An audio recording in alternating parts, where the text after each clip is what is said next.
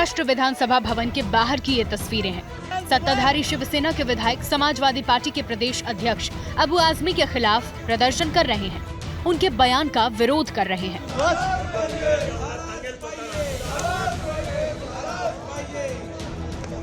अबू आजमी ने सोमवार को मुगल शासक औरंगजेब के पक्ष में कसीदे पढ़े थे। हिंदूवादी राजनीति करने वालों को बुरा लगा और अबू आजमी निशाने पर आ गए।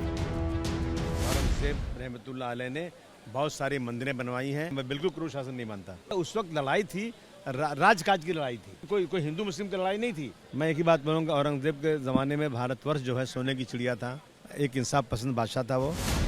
शिवसेना ने अबू आजमी के इस बयान को देशद्रोह की श्रेणी में रखा। अलग अलग थानों में शिकायत दर्ज कराई। सदन से निलंबन की मांग हुई।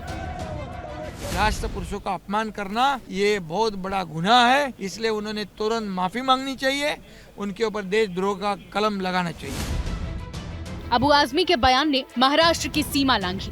मुंबई की दहलीज पार करते हुए बयान का विवाद यूपी पहुंचा। समाजवादी पार्टी के सांसद अवधेश प्रसाद खुलकर अबू आजमी के साथ खड़े हो गए। हमारे साथी, हमारी पार्टी के नेता ने जो टिप्पणी की है उसको ठीक से उप मुख्यमंत्री जो है नहीं समझ पाए, इसलिए वो इस तरह का अनर्गल बेबुनियादी बात कर रहे हैं। औरंगजेब के समर्थन में उठी आवाज ने पार्टी की दहलीज भी पार की। कांग्रेस भी औरंगजेब की वकालत करने लगी। आधा इतिहास नहीं पढ़ने की सलाह दी जाने लगी। जो इतिहास का आधा पार्ट देश को पढ़ा रहे हैं, वो आधा पार्ट मत पढ़े, पूरा पार्ट पढ़े। बिल्कुल निश्चित रूप से पूरा पढ़िए तो आपको समझ में आएगा इतिहास क्या है। महाराष्ट्र से शुरू हुआ विवाद राष्ट्रीय फलक पर छा गया। बीजेपी ने मोर्चा संभाला। कांग्रेस और समाजवादी पार्टी को एक ही तराजू में तौला। कह दिया कि मुस्लिमों के वोट के लिए औरंगजेब का महिमा मंडन हो रहा है। मुगलों को महान बनाने की गला काट प्रतिस्पर्धा में ये तथाकथित सेकुलर दल अपने को दूसरे से बड़ा मुगले आजम बनाने के लिए यह पगले आजम बनने की तरफ जा रहे हैं। वोट बैंक का यह दीवानापन, सनकीपन नहीं बल्कि पागलपन की तरफ जा रहा है। इतिहास के छात्र औरंगजेब के बारे में बेहतर जानते हैं। जो नहीं जानते हैं उनके लिए इनका परिचय यही है। 1658 से 1707 तक भारत पर औरंगजेब का शासन रहा।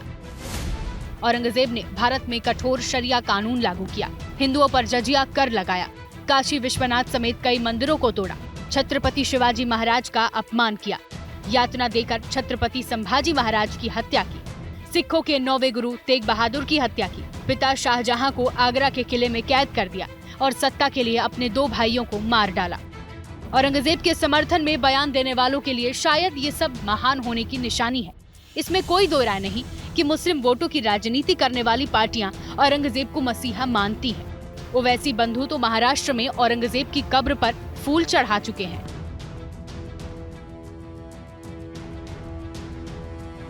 औरंगजेब के नाम पर ही महाराष्ट्र में औरंगाबाद शहर का नाम पड़ा था, जो बदला जा चुका है। छत्रपति संभाजी नगर हो चुका है। अबू आजमी के बयान ने तूल पकड़ा। सड़क से लेकर सदन तक हंगामा मचा तो अबू बैकफुट पर आए। कैमरे पर आकर कह दिया कि बयान वापस लेता हूँ। अगर किसी को ऐसा लगता है कि मैंने इस तरह की बातें बोली हैं और जिससे किसी को आहत हो रहा है, तो मैं अपने स्टेटमेंट को वापस लेता हूँ। और इस इशू पर असेंबली रोकना मैं समझता हूँ कि महाराष्ट्र की जनता के साथ नाइंसाफी होगी। लेकिन कहते हैं ना कि तीर कमान से बात जुबान से निकल जाए तो वापस नहीं लौटती। अबू आजमी ने ठंडी पड़ी सियासत में हिंदू मुस्लिम का तड़का लगा दिया है। अभी ये राजनीति कुछ दिन चलेगी। शुक्र मनाइए, मामला बिहार नहीं पहुंचा है। एक औरंगाबाद वहां भी है। चुनाव इस साल वहां होने हैं। For exclusive and insightful videos, subscribe to our new channel ABP Live Premium.